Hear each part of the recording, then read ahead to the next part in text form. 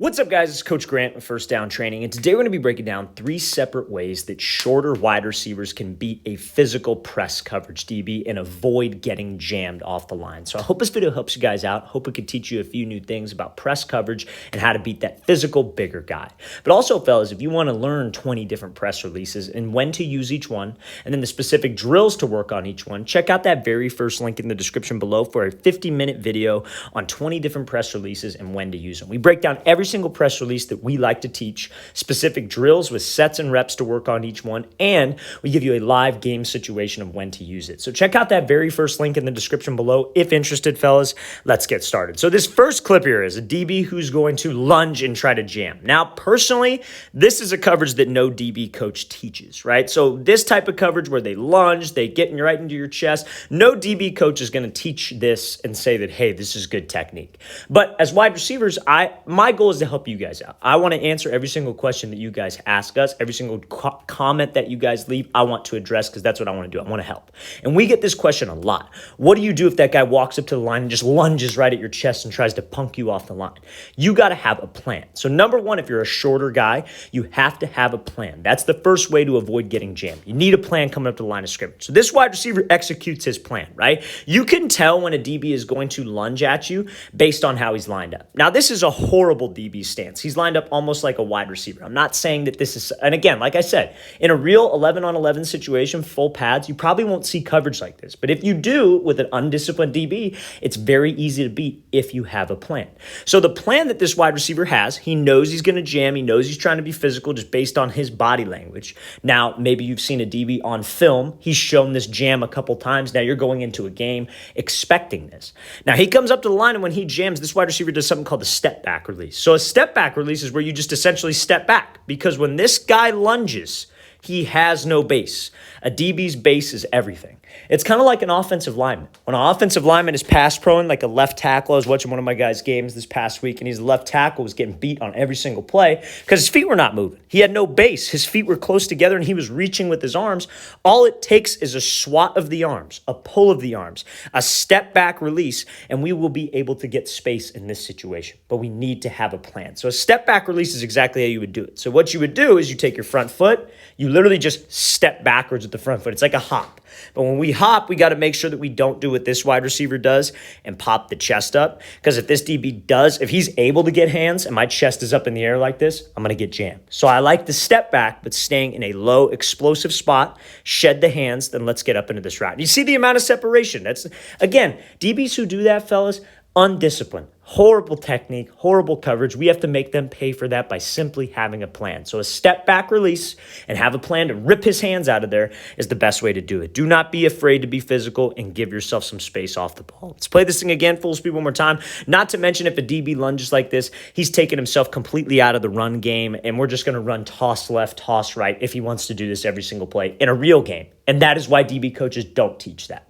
Okay, so now, second thing to avoid getting jammed as a smaller guy is to make sure that you do not force your release. So what I mean by that is you have to understand a DB's leverage. So this specific look right here, I know it's tough to tell, but this DB's a little bit inside shaded, right? So he's inside shade, and this receiver is going to be running a slant route. So what he does here is he tries to attack his leverage and run the slant. Now, the problem with that is when you have a slant and it's like an inside shaded DB or an out the head up, maybe press coverage DB, we cannot force the release. So let's play this full speed. So he comes up, he tries to force the release inside. That DB stays disciplined, is able to make a play on the ball. That is what we don't want to do. So when you're here, and let's say you're running this slant route, you want to attack the DB's outside shoulder. Brings you back to the same thing. You need to have a plan, and you need to know why DBs play a certain way. So he's lined up inside leverage, where his left foot is just slightly outside of the receiver's up foot, like his right foot, I guess you could say. So when he's inside shade, what's he trying to prevent? Inside route. That means that he does not have any help to the inside. That means that there's no help. He's in straight man-to-man coverage. So he wants to do whatever possible to prevent the slant. So what a lot of guys like to do, because it's comfortable, is they like to try to attack him and then just cross his face. Because, oh, that's easy. I can just cross his face and go because there's some space between us. He's not right up on the line of scrimmage. I can't do that, fellas. I have to make sure that I set him up outside to try to get him off that platform to keep spacing on the play, but not let him get a ton of hands on me and get jammed. So when we come off the line right here, what this wide receiver does, he attacks him, but he forces to the inside. This guy's not going to give up the inside. That's his sole purpose in life, is to not give up the inside release. So he's going to get hands. He's going to squeeze me over to the middle of the field. And even if this is complete, look where he's almost catching this ball, at the hash mark.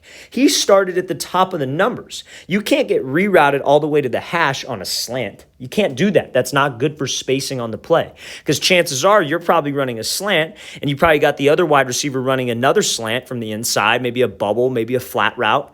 And if you're running that slant and you get collided into with this receiver, the spacing of the play is done. You're taking yourself out of the play. So we have to understand spacing and timing. So we would want to attack his outside shoulder. You do something called a diamond release.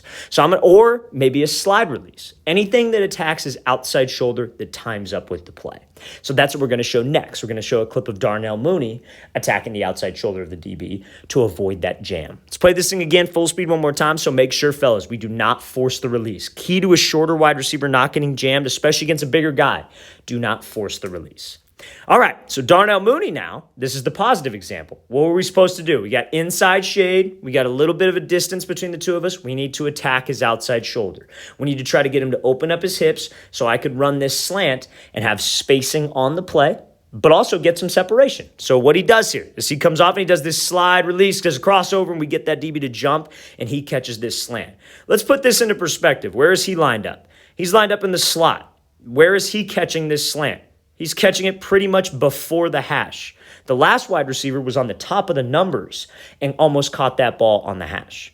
Fellas, that is spacing. That is timing. That is what we need to emphasize as a wide receiver, especially as a shorter wide receiver. Understand a DB's leverage and why he is playing a certain way and what's going to work against him. Because you might ask, well, why would I attack his outside shoulder? Is there anything else I could do? Why wouldn't I just give him a move off the line and take the inside? One, you need to get to the depth of the route.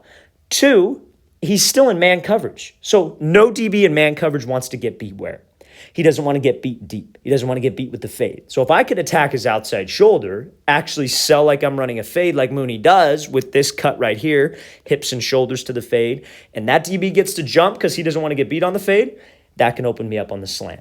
Fellas, you have to understand, especially as a shorter guy, what you can do to win against each specific coverage look. Let's play this thing again, full speed one more time, and then we will talk about great spacing that you need on a release to beat that physical press coverage DB as a shorter guy. All right, so main thing on this one. This is Julian Edelman. What I want to talk about here is how, as a wide receiver, if you have a DB who's off, linebacker who's off, maybe it's 4 to 5 yards and you have to make a move, you have to make sure that you give yourself some spacing.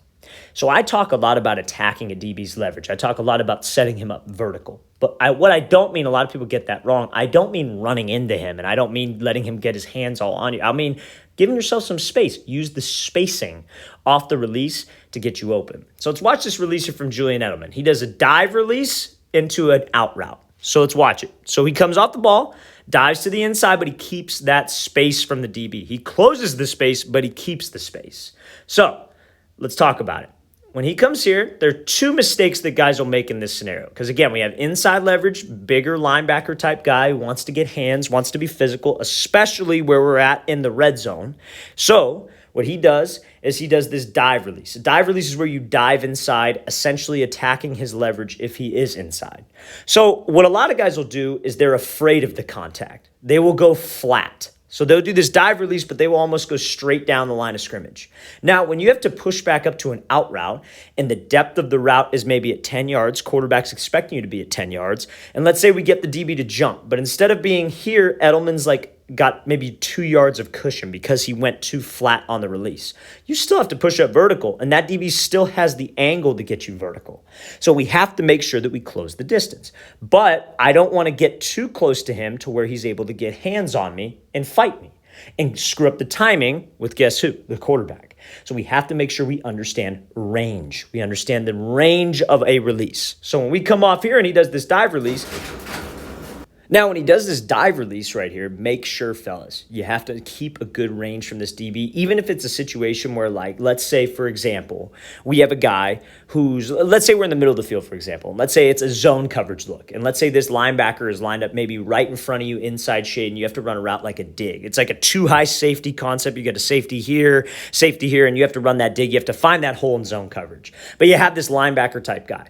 The same type of concept applies. You don't want to try to run into him and let him get hands and reroute you, because that's his whole goal. You have to keep range. You have to keep the range between this guy. So you would still attack him. Don't be afraid of contact, but leave that gap. Close the space, but leave some range so he's not able to be physical and get hands on you, especially as a shorter guy. As a shorter guy, you don't want to be afraid of the contact, but you want to be smart about the contact. You don't want to set yourself up to get rerouted, to get jammed, especially against a bigger physical guy. So this is a great example of utilizing range here from Julian Edelman. Let's play this thing again, full speed one more time. Great job with the dive, great job with the restack, and giving that move at the top of the route to get separation on that break.